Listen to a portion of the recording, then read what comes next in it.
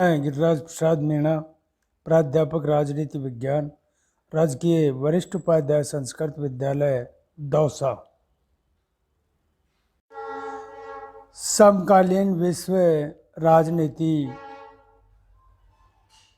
पाठ्य पुस्तक का हम अध्ययन कर रहे हैं और इस पाठ्य पुस्तक में अब तक हमने आप तक 8 अध्यायों के वीडियो जारी करके भेज दिए हैं। आज हम इस पाठ्य पुस्तक का अध्याय 9 और अंतिम अध्याय है जिसका नाम है वैश्वीकरण। इसका वीडियो आज जारी करने जा रहे हैं। तो इस पाठ्य पुस्तक के अंतर्गत आज हम जो अंतिम वीडियो है वैश्वीकरण, इसके बारे में जानकारी प्राप्त करेंगे और इसके वैश्वीकरण के बारे में थोड़ा आपको परिचय दें। जो इस पुस्तक के अंतिम अध्याय में हम वैश्वीकरण की चर्चा करेंगे और इस पुस्तक के कई अध्यायों में कई विषय की पुस्तकों में दी गई शुरुआत वैश्वीकरण की एक अवधारणा और इसके कारणों की जांच से करेंगे, क्योंकि वैश्वीकरण के राजनीतिक, आर्थिक और सांस्कृतिक पहलुओं की भी हम इसमें बात करते हुए इसके परिणामों की ओर जाएंगे।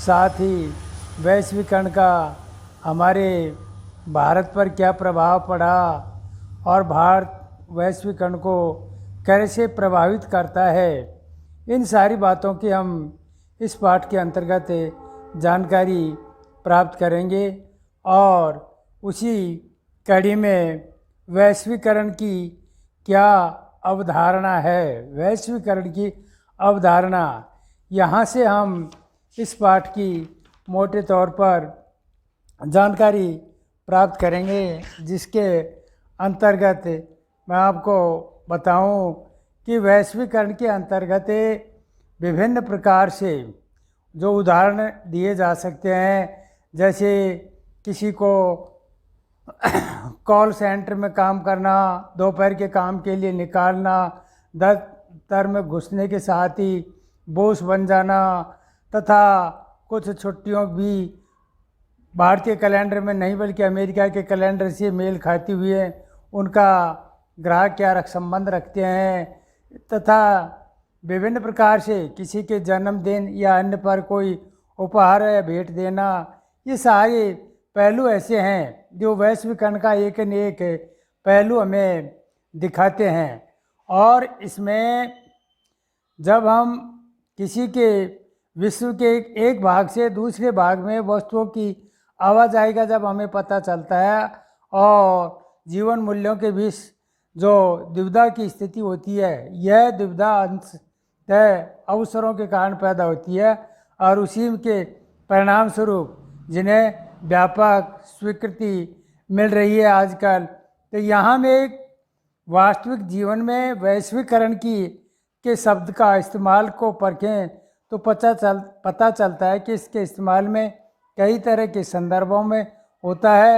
जैसे कुछ फसलों में मारे जाने वाले कुछ किसानों की आत्महत्या कर ली, किसानों में एक बहुराष्ट्रीय कंपनी से बड़े महंगे बीज खरीदे, यूरोप की स्थिति एक बड़ी और अपनी प्रतियोगिता कंपनी को एक भारतीय कंपनी ने खरीद लिया। ये सारी बातें हमको इस वैश्वीकरण के अंतर्गत मिलती हैं। तथा अनेक खुदरा जो दुकानदार होते हैं, वो खुदरा दुकानदार बड़ी अंतर्राष्ट्रीय कंपनियों ने देश में खुदरा दुकानों की अपनी श्रृंखला खोल ली और रोजी रोटी उनकी जाती रही। इसी प्रकार बॉलीवुड से बनी कई फिल्में अपनी भारतीय फिल्मों को बना लेते हैं। ऐसा आरोप लगता है पश्चिमी परिधान पहनने वाली कॉलेज की छात्राओं में भी एक उग्र संगठन अपने बयानों को धमकी दे देते हैं। इन सारी बातों से हमें जो उदाहरण हैं ये सारे उदाहरण हमको वैश्वीकरण के सकारात्मक नहीं होते, लोगों पर इसका दुष्प्रभाव भी पड़ता है। हमें ये बताते हैं वैश्वीकरण के अर्थ में कि इनके सकारात्मक नहीं बल्कि कई दुष्परिणाम भी पड़ते हैं। दरअसल में ऐसे लोगों की संख्या दिन प्रतिदिन ज़्यादा है और जो मानते हैं कि वैश्वीकरण के सकारात्मक प्रभाव कम है और नकारात्मक प्रभाव ज़्यादा दिखाई देते हैं। और विभिन्न हम उदाहरण देखें तो इनसे भी हमको पता चलता है कि वैश्वीकरण सिर्फ आर्थिक पहलुओं से ही नहीं जुड़ा हुआ होता है, बल्कि यह जरूरी नहीं है कि प्रवाह की दिशा हमेशा धनी मुल्कों से गरीब मुल्कों की ओर गतिशील हो। क्योंकि वैश्वीकरण शब्द का प्रयोग अधिकांशतः सटीक अर्थों में नहीं होता है, इसलिए यह स्पष्ट करना जरूरी है कि इसका सही अर्थ क्या है। एक अवधारणा के रूप में वैश्वीकरण की बुनियादी बात है और प्रभाव कई तरह के हो सकते हैं। विश्व के एक हिस्से से दूसरे हिस्से में विचारों का प्रभाव पहुंचना, पूंजी का एक ही जगह से ज़्यादा जगह पर जाना, वस्तुओं का कई देशों में पहुंचना, उनका व्यापार तथा बेहतरीन आजीविका की तलाश में दुनिया के क्षेत्रों में इधर उधर आना जाना, वस्तुओं की ये सारी स्थितियां हैं जो विभिन्न हिस्सों में आवाजाही है। यहाँ जो बात जरूरी है वह है विश्वव्यापी पारस्परिक जुड़ाव, अर्थात वैश्वीकरण के अंतर्गत विश्वव्यापी पारंपरिक निरंतर जुड़ाव पैदा होता है और यही वैश्वीकरण एक प्रकार से कायम भी करता है, जिसके कारण विश्व में विभिन्न प्रकार की स्थिति को विभिन्न लोगों के कारण यहाँ आपस में जुड़ाव कायम होता है। और बहुआयामी जो अवधारणा है उसमें राजनैतिक, आर्थिक, सांस्कृतिक अवतार हैं जो और इनके बीच ठीक ठीक भेद किया जाना चाहिए। यह मान लेना गलत है कि वैश्वीकरण केवल आर्थिक परिघटना है, या ठीक उसी तरह मान लेते हैं कि यह हमारी भूल होगी, क्योंकि वैश्वीकरण एक दम सांस्कृतिक परिघटना है। वैश्वीकरण का एक दम सांस्कृतिक परिघटना वह है जो वैश्वीकरण का प्रभाव बड़ा विषम रहता है। कुछ समाज के बाकियों की अपेक्षा और समाज के एक हिस्से में बाकी हिस्सों की अपेक्षा ज़्यादा प्रभावित करते हैं। ऐसे में ज़रूरी हो जाता है कि विशिष्ट संदर्भों पर पर्याप्त ध्यान दिए बिना हम वैश्वीकरण के प्रभाव के बारे में सर्वसामान्य निष्कर्ष निकालने से परहेज करते हैं। तो ये ऐसे कुछ आधार होते हैं जिनके परिणाम स्वरूप वैश्वीकरण को एक अवधारणा के रूप में देखा जाता है। अब हमारा अगला बिंदु है वैश्वीकरण के कारण। वैश्वीकरण के कारण क्या है? वैश्वीकरण की वजह है कि अगर कोई पूंजी, वस्तु और लोगों की आवाजाही से जुड़ी परिघटना है तो शायद ये पूछना असंगत न होगा कि इस परिघटना में क्या कुछ नई बात है। अगर हम इन चारों तरह के प्रभावों की बात करें तो फिर वैश्वीकरण मानव इतिहास के अधिकांश समय में जारी रहा है और इसी के आधार पर वैश्वीकरण का जो मूल आधार रहा है और जो खास बात है वो ध्यान दिलाती है, और वो बात है नई प्रभावों की गति और उनके प्रसार का धरातल से। ये दोनों बातें मौजूद वैश्वीकरण को अनूठी बनाती हैं और वैश्वीकरण का एक प्रकार से अपने आप में संपर्क और ऐतिहासिक आधार है। इसलिए ज़रूरी है कि इन प्रभावों का इतिहास के संदर्भ में हमें देखना ज़रूरी है। हालांकि वैश्वीकरण कोई एक कारक या जिम्मेदार नहीं, फिर भी प्रौद्योगिकी अपने आप में एक अपरिहार्य कारण साबित हुई है और इसमें कोई शक नहीं है कि टेलीग्राफ, टेलीफोन, माइक्रोपिच चिप के नवीनतम आविष्कार ने विश्व के विभिन्न भागों के बीच संचार में जब एक प्रकार से नई क्रांति ला दी, और शुरू में जब छपाई की तकनीकी आई थी तो उसने राष्ट्रवाद की आधारशिला रखी। इसी तरह आज हम ये अपेक्षा कर सकते हैं कि प्रौद्योगिक प्रभाव हमारे सोचने के तरीके से पर पड़ता है और इसके बारे में जिस ढंग से हम सोचते हैं वह हम सामूहिक जीवन के बारे में जिस तर्ज पर सोचते हैं प्रौद्योगिकी का उसी पर असर पड़ता है। और विचार पूंजी वस्तु लोगों की विश्व के विभिन्न भागों में आवाजाही की जो आसानी प्रौद्योगिकी में जो तरक्की के कारण संभव हुई है, इन्हीं प्रवाहों की गति के अंतर हो सकता है और विश्व के विभिन्न भागों के बीच पूंजी और वस्तुओं की जो गतिशीलता लोगों की आवाजाही की तुलना में ज़्यादा तेज और व्यापक होगी। इसमें संचार साधनों की तरक्की और उनकी उपलब्धता मात्र से वैश्वीकरण अस्तित्व में आया हो ऐसी बात नहीं है, क्योंकि ज़रूरी बात तो यह है कि विश्व के विभिन्न भागों के जो लोग अब समझ रहे हैं कि आपस में जुड़े हुए हैं। आज ये हम इस बात को लेकर सजग हैं कि विश्व के एक हिस्से में घटने वाली घटना का प्रभाव विश्व के दूसरे हिस्से में भी पड़ता है। जैसे बर्ड फ्लू अथवा सुनामी लहर किसी एक राष्ट्र की हदों में सिमट कर नहीं रहते हैं, ये भी किसी न किसी प्रकार से दूसरे राष्ट्रीय सीमाओं का जोर नहीं मानती हैं। ठीक उसी तरह जब बड़ी आर्थिक घटनाएं होती हैं तो उनका प्रभाव उनके मौजूद स्थान अथवा क्षेत्रीय परिवेश तक ही सीमित नहीं बल्कि विश्व भर में महसूस किया जाता है। अब वैश्वीकरण का राजनीति प्रभाव, इसके अंतर्गत राजनीति प्रभाव में वैश्वीकरण का क्या है, समकालीन जो प्रक्रियाएं होती हैं उन समकालीन प्रक्रियाओं के अंतर्गत राजनीतिक असर क्या हो रहा है और राज्य की संप्रभुता की परंपरागत धारणा पर वैश्वीकरण का असर कैसे होता है, इन सवालों का जवाब देते समय हम कम से कम 3 पहलुओं का ध्यान रखना होगा।